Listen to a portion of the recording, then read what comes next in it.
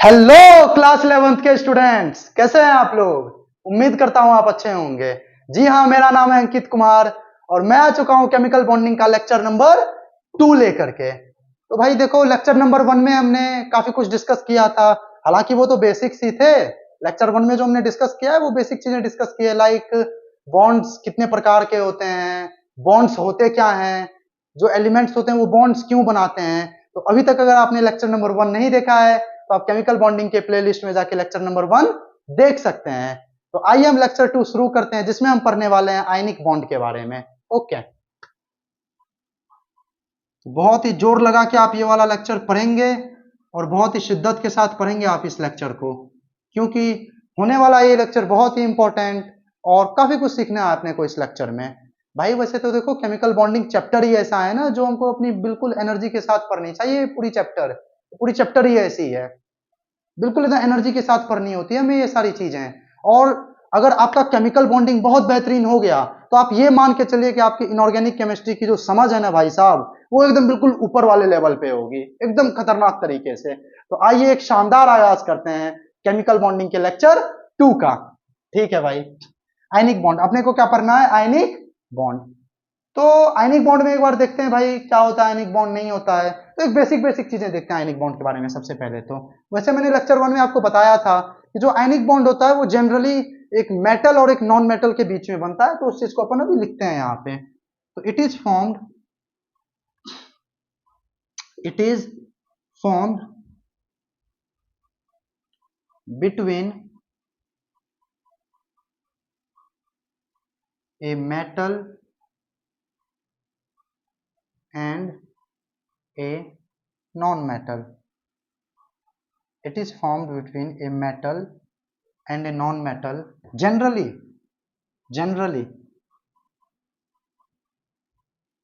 it is formed between a metal and a non-metal by complete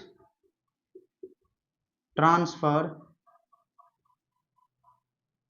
of electrons. ठीक है भाई, तो ये क्या बात बोल दी हमने। देखो भाई, जो आयनिक बॉन्ड होता है ना वो एक मेटल और एक नॉन मेटल के बीच में बनता है। जनरली, हमेशा नहीं, जरूरी नहीं है कि हमेशा।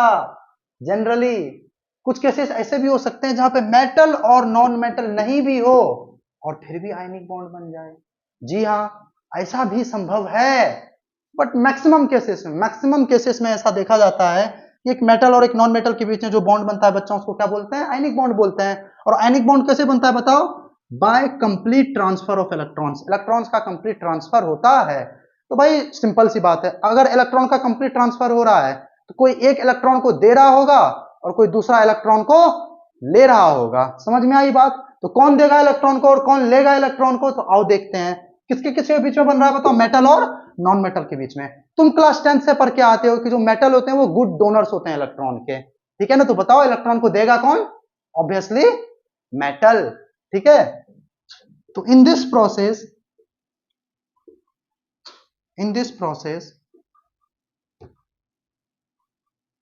metal loses electron and convert into cation.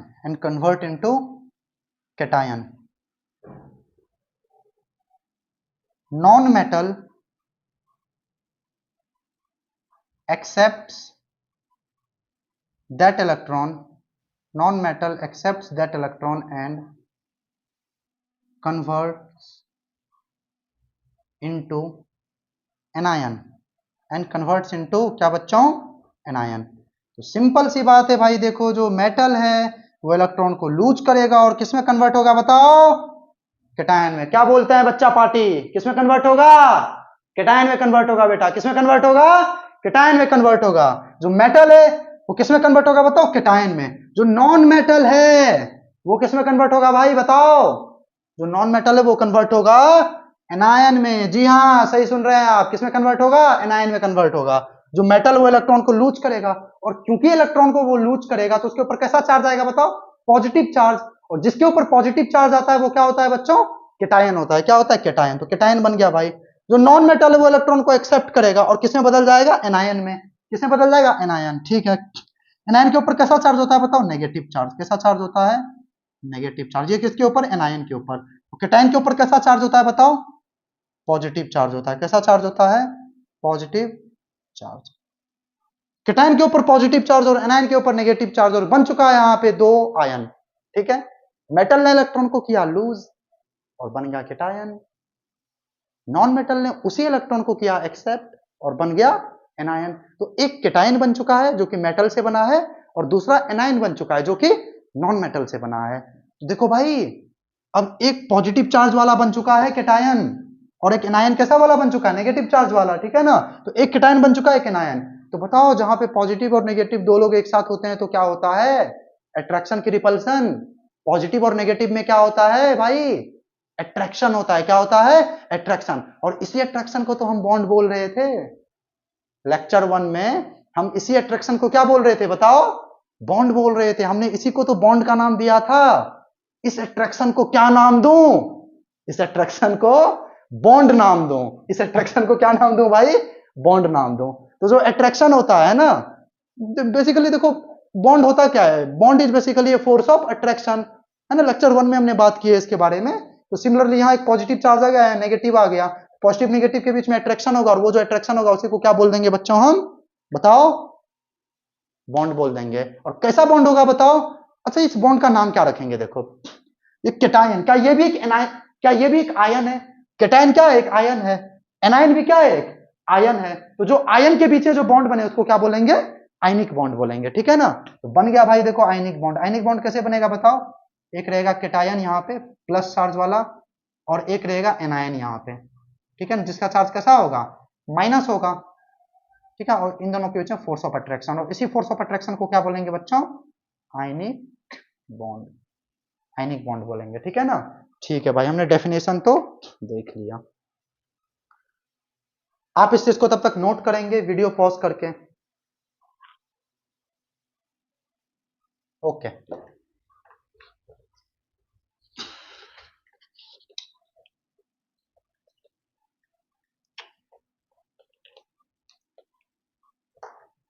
तुम जो पकड़ लो हाथ मेरा, दुनिया में सकता।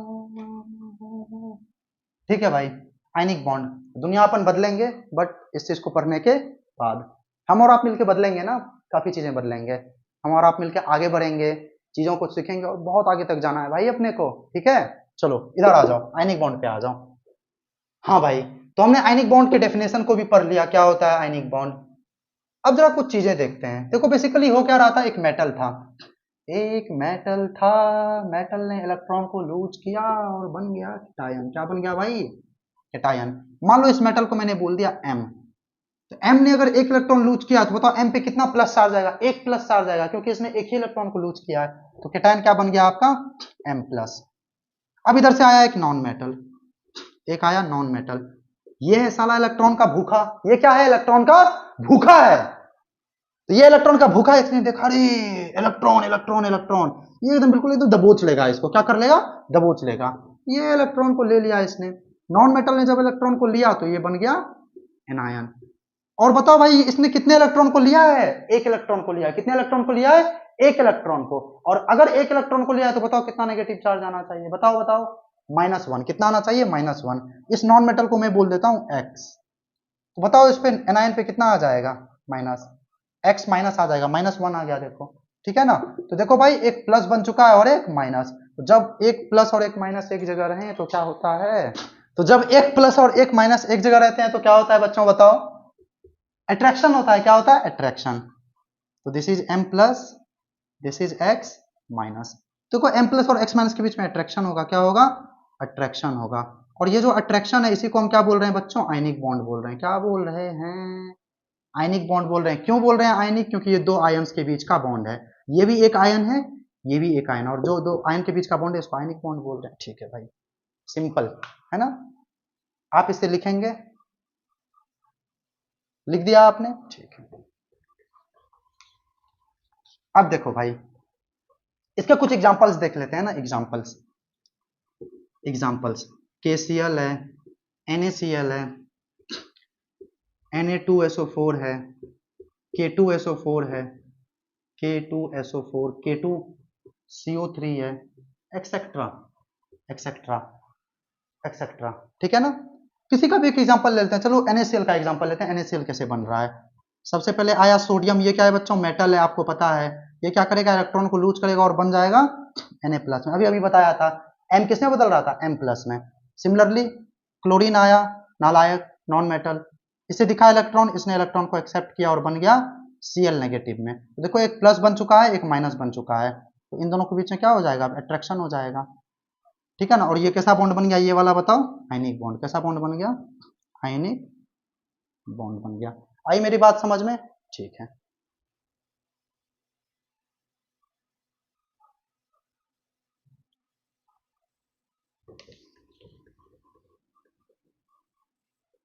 चलो भाई, अब हम बहुत ही इंपॉर्टेंट पढ़ने जा रहे हैं जिसका नाम है favourable conditions for the formation of ionic bond. ऐसे कौन से कंडीशंस हैं जिसमें आयनिक बॉन्ड बनेंगे? ऐसे कौन से कंडीशंस हैं, ऐसी कौन सी शर्तें हैं जिनमें आयनिक बॉन्ड क्या होंगे? बनेंगे। तो आ जाओ लिखते हैं इस चीज को। Favourable condition for the formation of ionic bond. Favorable condition for the formation of ionic bond. Favorable condition for the formation of ionic bond. ठीक है भाई। कौन कौन से ऐसे फेवरेबल कंडीशन है जिनके अंदर आयनिक बॉन्ड बनेंगे? ठीक है ना। तो सबसे फर्स्ट, पहला नंबर, फर्स्ट देखो आयनिक बॉन्ड बन किसके बीच में रहा था? एक केटायन था और एक एनायन था। केटायन कैसे बन रहा था बताओ? लूज ऑफ इलेक्ट्रॉन से, मतलब एक मेटल आ रहा था M, इसको मैं इधर लिखता हूं बच्चों, यहां लिख रहा हूं मैं, है ना, इस चीज को इधर, यहां पे एक मेटल आ रहा था और ये क्या कर रहा था? इलेक्ट्रॉन को लूज कर रहा था और M+ में बदल रहा था। एक non metal NM, non metal आ रहा था, इस इलेक्ट्रॉन को एक्सेप्ट कर रहा था और ये बन रहा था NM-। इन दोनों के बीच में फिर जो बॉन्ड बन रहा था उसको हम बोल रहे थे आयनिक बॉन्ड। तो जरा सोचो, जरा सोचो, आयनिक बॉन्ड बनना तो इन्हीं दोनों के बीच में, M+ और NM- के बीच में, एक केटायन के बीच में और एक एनायन के बीच में बनना है आयनिक बॉन्ड। तो भाई ये मेटल जितनी जल्दी इलेक्ट्रॉन को देगा उतनी जल्दी केटायन बनेगा। ये मेटल जितनी जल्दी इलेक्ट्रॉन को छोड़ देगा, भगा देगा, ये भाग जा भाग जा भाग जा, उतनी जल्दी क्या बन जाएगा? M+ बन जाएगा। सिमिलरली ये नॉन मेटल जितनी जल्दी इलेक्ट्रॉन को ले लेगा उतनी जल्दी क्या बन जाएगा? NM-, एक एनायन बन जाएगा। इसका मतलब आयनिक बॉन्ड के बनने के लिए एक केटायन की जरूरत है और एक एनायन की जरूरत है। तो हमको एक ऐसा एलिमेंट चाहिए बच्चों जो बहुत जल्दी से इलेक्ट्रॉन को दे दे, और एक दूसरा ऐसा एलिमेंट चाहिए जो कि बहुत जल्दी से इलेक्ट्रॉन को ले ले। समझ में आ रही है मेरी बात? ठीक है। तो ऐसा कौन सा एलिमेंट है जो इलेक्ट्रॉन को जल्दी से दे देता है बताओ? मेटल्स। ठीक है। और जो मेटल्स की इलेक्ट्रोनेगेटिविटी होती है वो क्या होती है? बहुत कम। इलेक्ट्रोनेगेटिविटी क्या होती है बच्चों? इलेक्ट्रोनेगेटिविटी क्या होती है बताओ? इलेक्ट्रोनेगेटिविटी होती है इलेक्ट्रॉन को अपनी तरफ, शेयर्ड पेयर ऑफ इलेक्ट्रॉन जो होता है उसको अपनी तरफ खींचने की क्षमता। या मोटे मोटे शब्दों में कहो तो इलेक्ट्रॉन को बिल्कुल एकदम, इलेक्ट्रॉन के लिए एकदम तरसा हुआ है, इलेक्ट्रॉन उसको अगर मिलेगा तो वो खींच लेगा अपनी तरफ। ठीक है ना। तो ज्यादा इलेक्ट्रोनेगेटिव होगा। समझ में आ रही है बात? तो जो मेटल्स होता है उसको इलेक्ट्रॉन की लालच नहीं होती है। मेटल बहुत आसानी से इलेक्ट्रॉन्स को दे देता है, मेटल बहुत आसानी से इलेक्ट्रॉन को दे देता है, तो उसकी इलेक्ट्रोनेगेटिविटी बहुत कम है। या ऐसे बोल दो उसकी इलेक्ट्रोपॉजिटिविटी बहुत ज्यादा है। इलेक्ट्रोपॉजिटिविटी का मतलब इलेक्ट्रॉन को देने की क्षमता मेटल का ज्यादा है, और नॉन मेटल का जो इलेक्ट्रोनेगेटिविटी है, इलेक्ट्रॉन को लेने की क्षमता, वो ज्यादा है। तो हमें ऐसे दो एलिमेंट्स मिल गए, एक मेटल है जो कि इलेक्ट्रॉन को दे देगा और एक नॉन मेटल है जो कि उसी इलेक्ट्रॉन को ले लेगा। तो पहला फेवरेबल कंडीशन है one element should be electropositive का मतलब होता है बच्चों मेटल्स। क्या होता है?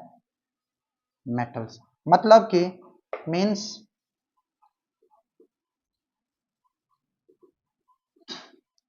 It should give electron easily. जो एक ऐसा बंदा अपने को चाहिए, एक ऐसा एलिमेंट अपने को चाहिए जो इलेक्ट्रॉन बहुत आसानी से दे दे और किसमें बदल जाए? M+ में बदल जाए। सिमिलरली बताओ दूसरा बंदा कैसा चाहिए भाई?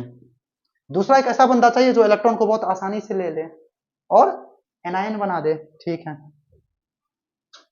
तो one element should be electronegative, one element should be electronegative, है ना। इलेक्ट्रोनेगेटिव का मतलब क्या होता है, जिसको इलेक्ट्रॉन की चाहत हो, है ना, जिससे इलेक्ट्रॉन, जो इलेक्ट्रॉन को हमेशा लेना चाहे, जो इलेक्ट्रॉन को हमेशा एक्सेप्ट करना चाहिए, है ना। तो ये तो हमेशा दूसरा एलिमेंट कैसा चाहिए था, जो इलेक्ट्रॉन को एक्सेप्ट करे, इसलिए मैंने क्या लिखा, one element should be electronegative, है ना, दैट इज। और बताओ इलेक्ट्रॉन को लेने की चाहत सबसे ज्यादा किसमें होती है, मेटल्स में कि नॉन मेटल्स में, ऑब्वियसली नॉन मेटल्स में, that is non metals,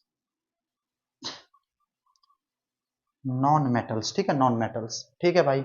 means इसका मतलब क्या, it should accept electrons easily, it should accept electrons easily, ठीक है भाई, ये तो लिख दिया। थर्ड वन, और ये थर्ड वन बहुत इंपॉर्टेंट भी होने वाला है, ठीक है ना, लेकिन इससे पहले आप इसको नोट करेंगे, ओके।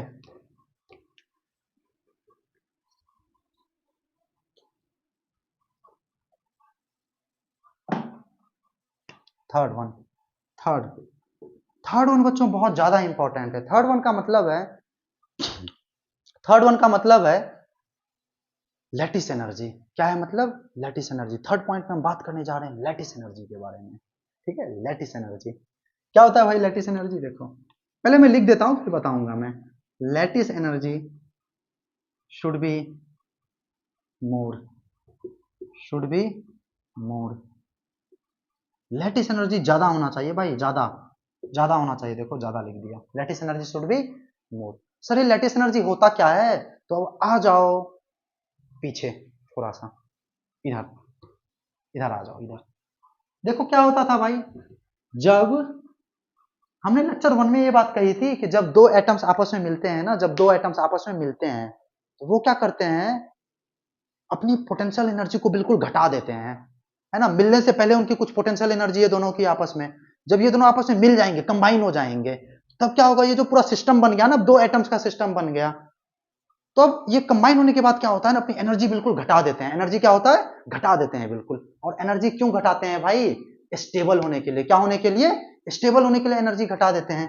क्यों घटा देते हैं स्टेबल होने के लिए एनर्जी, है मैंने लेक्चर वन में बात की है इस बारे में, है ना।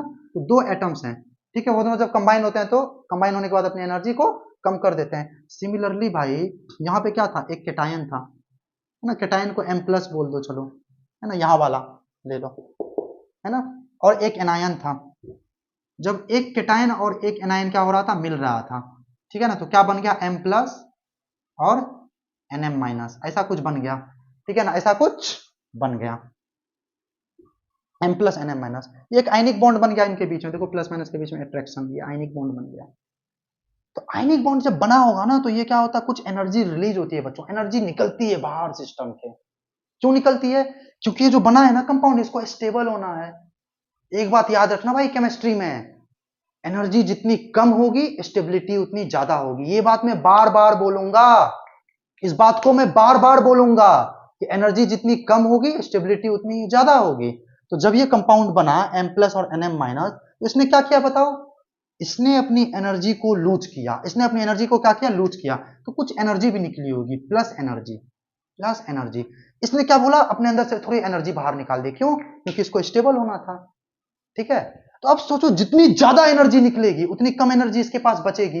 इससे, इस वाले से जितनी ज्यादा एनर्जी बाहर निकलेगी उतनी कम एनर्जी इसके पास बचेगी, उतनी कम एनर्जी इसके पास बचेगी।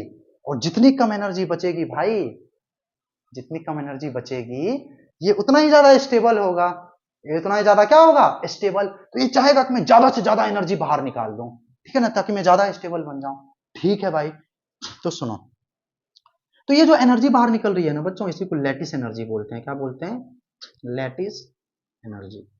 लेकिन एक ये मोटा मोटा डेफिनेशन है, लेकिन इसका अगर प्रॉपर डेफिनेशन देखा जाए तो देखो लैटिस एनर्जी होता क्या है। ये जो M प्लस और NM माइनस बन रहा है ना बच्चों, ये 1 मोल बनना चाहिए। ये कितना मोल बनना चाहिए, 1 मोल। अगर मैं इस एनर्जी को लैटिस एनर्जी बोल रहा हूं तो इसका मतलब ये जो आपका प्रोडक्ट बन रहा है, ये कितना मोल बनना चाहिए, 1 मोल बनना चाहिए, 1 मोल। और ये M प्लस और NM माइनस है ना, ये अपनी गैसियस स्टेट में होने चाहिए। कैसे स्टेट में होने चाहिए, गैसियस स्टेट में। तो बताओ लैटिस एनर्जी को हम कैसे डिफाइन करेंगे, it is the energy release. बताओ एनर्जी क्या हो रही है, रिलीज हो रही है कि एब्जॉर्ब हो रही है भाई, रिलीज हो रही है। क्या हो रही है, release. It is the energy released. It is the energy released when 1 mole of ionic compound, when 1 mole of ionic compound भाई, ionic compound, ठीक है, when 1 mole of ionic compound is formed, when 1 mole of ionic compound is formed by its constituent, gaseous ions. Ions उनका वो जिनसे बन रहा है ये प्रोडक्ट, ये आयनिक कंपाउंड जिससे बन रहा है, वो दोनों किस में होने चाहिए? गैसियस फेज में होने चाहिए, ठीक है। तो bye it's constituent gaseous ions, ठीक है ना। तो जो एनर्जी रिलीज होती है उसको लैटिस एनर्जी बोल दिया। और आपने अभी अभी देखा कि लैटिस एनर्जी जितनी ज्यादा होगी ये इतना ज्यादा स्टेबल होगा, ठीक है ना। ये इतना ज्यादा क्या होगा बच्चों? स्टेबल। तो बताओ थर्ड कंडीशन क्या बन गया? Lattice energy should be high या lattice energy should be more. Lattice energy ज्यादा से ज्यादा होना चाहिए, ठीक है ना। तो उतना अच्छा आपका आयनिक कंपाउंड बनेगा, उतना स्टेबल आपका आयनिक कंपाउंड बनेगा। और ये बात समझ में? आइए आप लिखिए इस चीज को। हाँ भाई लिखो लिखो लिखो, लिखना ही तो है जिंदगी में, और करना क्या है, बस लिखते चलना है, ठीक है। सर बचपन से ही तो लिख रहे हैं, लिख लिख के थक गए हम तो, अब मन ना लगता है हमारा लिखने में, क्या करें। आगे नहीं बढ़ना बाकी लोगों से, तुम्हें आगे बढ़ना है ना, तो लिखना पड़ेगा भाई, पढ़ना पड़ेगा। तुम्हारे जो कॉम्पिटिटर्स हैं दिन रात मेहनत कर रहे हैं, हाँ तुम्हें पता भी नहीं है, सो रहे होते हो और उधर वो लगे रहते हैं, एकदम बिल्कुल एकदम खतरनाक तरीके से पढ़ रहे हैं पढ़ रहे हैं पढ़ रहे हैं, लगे रहते हैं वो। तो तुम्हें भी पढ़ना पड़ेगा, है ना, मेहनत करनी पड़ेगी, ताकि तुम उन लोगों से आगे बढ़ सको, आगे निकल सको, ठीक है। मेहनत करो भाई, मेहनत बहुत जरूरी है, बिना मेहनत के कुछ ना मिलेगा। There is no substitute to hard work. क्या बोला मैंने? There is no substitute to hard work. Hard work का कोई भी सब्सटीट्यूट नहीं है भाई, कुछ भी नहीं करना है, मतलब करना है। अगर तुमने अभी मेहनत नहीं की तो बाद में करना पड़ेगा, उससे अच्छा भी कर लो मेहनत, है ना। ठीक है, लिखो लिखो, लिख दिया, ओके। तो भाई देखो ये थे कुछ फेवरेबल कंडीशंस किसके? आयनिक कंपाउंड के बनने के। अब हम देखेंगे कुछ प्रॉपर्टीज। अब हम क्या देखेंगे बच्चों? कुछ प्रॉपर्टीज देखेंगे आयनिक कंपाउंड के। Properties, properties of ionic compound, properties of ionic compound, heading डालेंगे यार, प्रॉपर्टीज ऑफ आयनिक कंपाउंड। हाँ भाई, प्रॉपर्टीज ऑफ आयनिक कंपाउंड। क्या है प्रॉपर्टीज ऑफ आयनिक कंपाउंड? पहला, आयनिक कंपाउंड बोल दो या आयनिक बॉन्ड बोल दो, ठीक है ना, क्योंकि हम आयनिक बॉन्ड्स पढ़ रहे हैं, ठीक है। तो सबसे पहला बताओ, जो आयनिक बॉन्ड होता है वो कैसा होता है? फोर्स ऑफ अट्रैक्शन होता है। आयनिक बॉन्ड भी क्या एक प्रकार का फोर्स ऑफ अट्रैक्शन है। किसके किसके बीच में अट्रैक्शन लग रहा है बताओ? एक केटायन है, एक एनायन है, तो एक केटायन और एक एनायन के बीच का क्या है? वो फोर्स ऑफ अट्रैक्शन। और तुम्हें पता है कि जब एक प्लस और एक माइनस के बीच में फोर्स ऑफ अट्रैक्शन लगता है तो वो क्या होता है? बहुत ही स्ट्रांग होता है, बहुत ही क्या होता है? स्ट्रांग। तो it is very strong bond, it is very strong bond. हाँ भाई, लेकिन ध्यान देना, ऐसा जरूरी नहीं है कि इसको मैं स्ट्रॉन्गेस्ट बोल दूं, मैं ऐसा बोल दूं कि जितने भी बॉन्ड एग्जिस्ट करते हैं सबसे ज्यादा स्ट्रांग जो होता है वो आयनिक ही होता है, ऐसा मैं नहीं बोलूंगा। हाँ स्ट्रांग बॉन्ड होता है, बट कुछ केस ऐसे भी हो सकते हैं जहां पे आयनिक बॉन्ड से भी स्ट्रांग कोई बॉन्ड हो सकता है। हाँ ठीक है, लेकिन हाँ स्ट्रांग बॉन्ड तो ये होता ही है, ठीक है ना। ठीक है, तो हम लिखेंगे इस बात को, it is very strong bond. जरूरी नहीं है कि सबसे ज्यादा स्ट्रांग होगा, बट हाँ बहुत स्ट्रांग होता है ये, ठीक है ना। सेकंड, अच्छा बताओ भाई, अगर ये स्ट्रांग बॉन्ड है तो इसको पिघलाना, इसको तोड़ना बताओ मुश्किल होगा कि आसान होगा? अगर बॉन्ड बहुत स्ट्रांग है, ठीक है, तुम और तुम्हारे दोस्त हो, दोनों के बीच में दोस्ती बहुत गहरी है, दोस्ती को तोड़ना है तो क्या बहुत मेहनत करनी पड़ेगी ना। अगर मान लो ये मार्कर, इस मार्कर को तोड़ना है, हालांकि मैं तोड़ूंगा नहीं, लिखूंगा कैसे, ठीक है भाई, फिर भी चलो मान लो ये है ना, इसको मेरे को तोड़ना है ऐसे। अगर ये बहुत स्ट्रांग है तो मेरे को बहुत ज्यादा एनर्जी लगानी पड़ेगी इसको तोड़ने में, है ना। ठीक है, बहुत ज्यादा क्या करनी पड़ेगी? एनर्जी लगानी पड़ेगी इसको तोड़ने में। लेकिन भाई देखो, अगर ये बहुत ही वीक है, बहुत ही क्या है? वीक है, तो थोड़ी सी एनर्जी लगाऊंगा मैं तो टूट जाएगा, ठीक है ना। लेकिन अभी तुमने क्या पढ़ा कि जो आयनिक बॉन्ड होता है बहुत स्ट्रांग होता है, और अगर बहुत स्ट्रांग है तो इसको तोड़ने में क्या होगा? मुश्किल होगा, इसको तोड़ने में काफी एनर्जी जाएगी, बहुत सारी एनर्जी क्या होगी बताओ? बहुत सारी एनर्जी खर्च होगी। और अगर बहुत सारी एनर्जी खर्च हो रही है बॉन्ड को तोड़ने में, तो बताओ मेल्टिंग और बॉइलिंग पॉइंट क्या होगा? ज्यादा होगा, ऑब्वियसली क्या होगा? ज्यादा। तो इट हैज हाई, क्योंकि देखो मेल्टिंग और बॉइलिंग पॉइंट वगैरह में क्या होता है बताओ, बॉन्ड टूटता ही तो है। आयनिक कंपाउंड में अगर तुम NaCl को पिघलाने जाओगे, NaCl को क्या किया भाई, पिघलाने जाओगे, तो तुमको पिघलाने के लिए क्या करना पड़ेगा बताओ, इसके बॉन्ड को तोड़ना पड़ेगा, है ना, और बॉन्ड तोड़ने में बहुत एनर्जी जाएगी। इसका मतलब इसका जो मेल्टिंग पॉइंट और बॉइलिंग पॉइंट है वो क्या होना चाहिए, बहुत हाई होना चाहिए, और होता भी है, होता भी है। It has high melting and boiling point, melting and boiling point, it is high melting and boiling point, बहुत हाई होता है भाई इसका मेल्टिंग और बॉइलिंग पॉइंट। अगर मैं NaCl की बात करूं ना, एग्जांपल एग्जाम्पल अगर मैं करूं NaCl का, तो NaCl का पता है मेल्टिंग पॉइंट कितना होता है बच्चों, 800 डिग्री सेल्सियस। जी हाँ, सही सुन रहे हो, 800 डिग्री सेल्सियस तक हीट करना पड़ता है NaCl को, तब जाके NaCl पिघलता है। पानी को देख लो, 100 डिग्री हीट करोगे तो वो वेपर में बदल जाता है, गैस बन जाता है। लेकिन जो NaCl सॉलिड है ना, उसको 800 डिग्री तक सेल्सियस कर 800 डिग्री सेल्सियस तक जब गर्म करोगे ना, तब जाके वो पिघलना शुरू होगा, वेपर ना बनेगा, पिघलना शुरू होगा 800 डिग्री सेल्सियस से। देख लो कितनी ज्यादा मेल्टिंग पॉइंट, ठीक है। तो 800 अप्रोक्सीमेटली होता है 800 डिग्री सेल्सियस, ठीक है, melting point MP 800 degree Celsius melting point लगभग होता है, ठीक है ना। Third, it is non directional in nature, ये बहुत इंपॉर्टेंट है भाई, इसमें कोई भी आपको फंसा सकता है ना, आपके तोते उड़ा सकता है, इस बात को आप याद रखें। It is non directional in nature, it is non directional in nature. ये इसका जो नेचर होता है ना आयनिक बॉन्ड का बच्चों, ये बिल्कुल नॉन डायरेक्शनल होता है। कैसा होता है, non directional. Sir non directional का मतलब क्या, जो कि एक डायरेक्शन में ऑपरेट नहीं करे, जो कि एक डायरेक्शन में नहीं लगे, उसको बोलते हैं बच्चों नॉन डायरेक्शनल। जो बहुत सारे डायरेक्शन में लगे, कभी इधर कभी उधर कभी इधर कभी उधर कभी उधर, हर जगह लग रहा है, उसको क्या बोलेंगे, नॉन डायरेक्शनल बोलेंगे। क्या बोलेंगे, ठीक है, नॉन डायरेक्शनल। जैसे जैसे तुम्हारा मन है, कभी यहां जाता है कभी वहां जाता है, कभी अमेरिका कभी लंदन कभी दिल्ली कभी फ्रांस, कभी इस पर कभी उस पर, समझ रहे हो ना। हाँ, तो तुम्हारा भी मन कैसा है, नॉन डायरेक्शनल है, एक डायरेक्शन में नहीं है, बट एक डायरेक्शन में करो, है ना। हाँ, तो it is non directional nature. कैसे, देखो मैं समझाता हूं इस चीज को। मान लो भाई मेरे पास एक कैटायन है जिसका चार्ज प्लस है, और उसको एनायंस ने घेरा हुआ है चारों बगल से, चारों बगल से क्या है, एनायंस ने घेरा हुआ है। तो बताओ जो, और ये सारे एनायंस मान लो सारे सेम डिस्टेंस में, कितने डिस्टेंस पे हैं, सेम डिस्टेंस पे, मतलब इस कैटायन से सारे कितने डिस्टेंस में, सेम, सबकी दूरी बराबर है, सबका डिस्टेंस क्या है, सेम है। तो ये जो कैटायन है सबको अपनी तरफ अट्रैक्ट करेगा, ये इधर से भी इसको अट्रैक्ट करेगा अपनी तरफ, इधर से भी अट्रैक्ट करेगा, इधर से भी अट्रैक्ट करेगा, इधर से भी करेगा, इधर से भी करेगा, इधर से भी करेगा। तो देखना ये जो अट्रैक्शन का जो डायरेक्शन है, ये एक ही डायरेक्शन में सारा अट्रैक्शन लग रहा है कि अलग अलग डायरेक्शन में। ये वाला जो अट्रैक्शन है ये इस डायरेक्शन में लग रहा है, ये सेकंड अट्रैक्शन जो ये इस वाले डायरेक्शन में लग रहा है। देखो डायरेक्शन बदल गया ना, एक इस वाले डायरेक्शन में लग रहा है, एक इस वाले डायरेक्शन में लग रहा है, एक इधर से लग रहा है, एक इधर से। देखो डायरेक्शन चेंज है भाई, ठीक है, डायरेक्शन क्या है, चेंज है ना। तो एक डायरेक्शन में फोर्स ऑफ अट्रैक्शन नहीं लग रहा, और अगर एक डायरेक्शन में नहीं लग रहा तो उसको क्या बोल दिया, नॉन डायरेक्शनल इन नेचर, ठीक है। तो आयनिक बॉन्ड का कैसा नेचर होता है, नॉन डायरेक्शनल होता है, ठीक है। I am going to rub this, okay.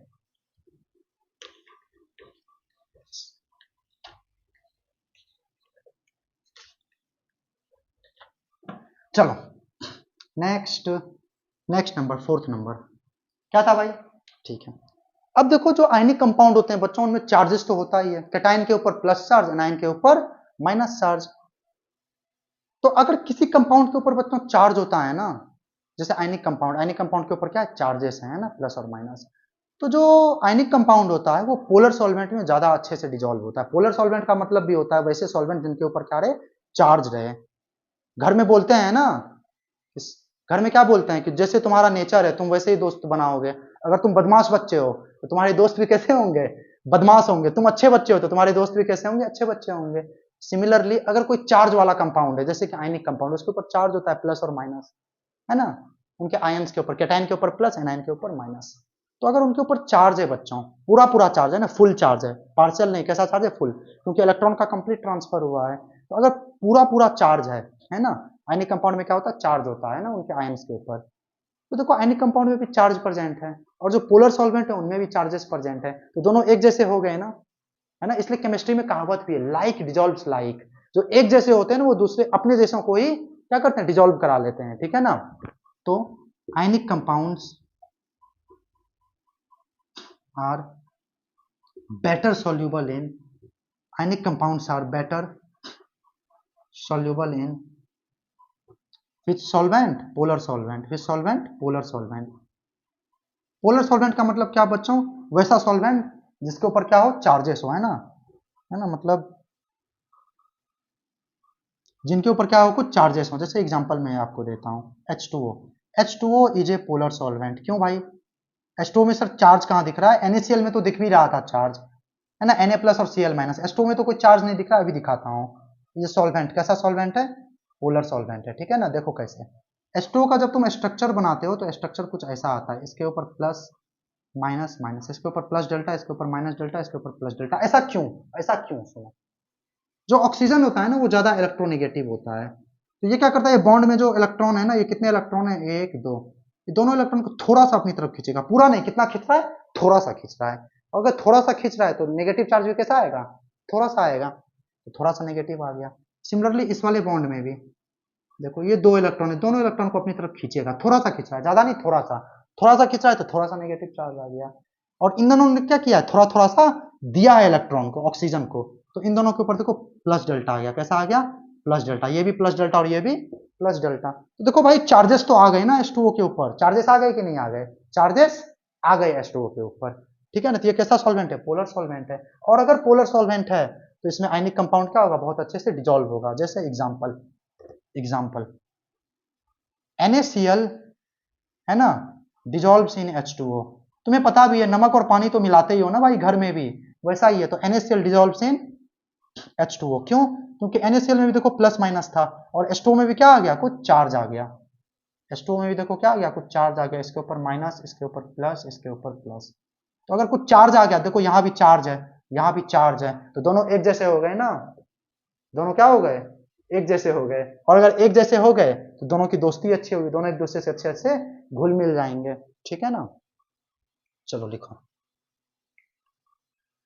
ठीक है भाई। I am going to rub this, है ना। ओके, अच्छे से डिजोल्व हो जाते हैं ना पोलर सॉल्वेंट में। सर नॉन पोलर सॉल्वेंट में कौन अच्छे से डिजोल्व होंगे? तो भाई नॉन पोलर सॉल्वेंट में वैसे कंपाउंड्स अच्छे से डिजोल्व होंगे जिनके ऊपर कोई वैसा खतरनाक वाला चार्ज नहीं है, जैसा आयनिक कंपाउंड के ऊपर चार्ज है। समझ में आ रही है मेरी बात? ठीक है भाई, है ना। तो वो नॉन पोलर सॉल्वेंट का एग्जांपल क्या है बताओ? जैसे बेंजीन हो गया, CCl4 हो गया, ये सारे नॉन पोलर सॉल्वेंट्स के एग्जांपल हैं। तो ठीक है बच्चों, अगली क्लास में हम लैटिस एनर्जी के बारे में डिस्कस करेंगे और डिटेल में, और जानेंगे कि लैटिस एनर्जी क्या होता है। तब तक के लिए आप अच्छे से पढ़ाई करते रहें और मेहनत करते रहें। जय हिंद।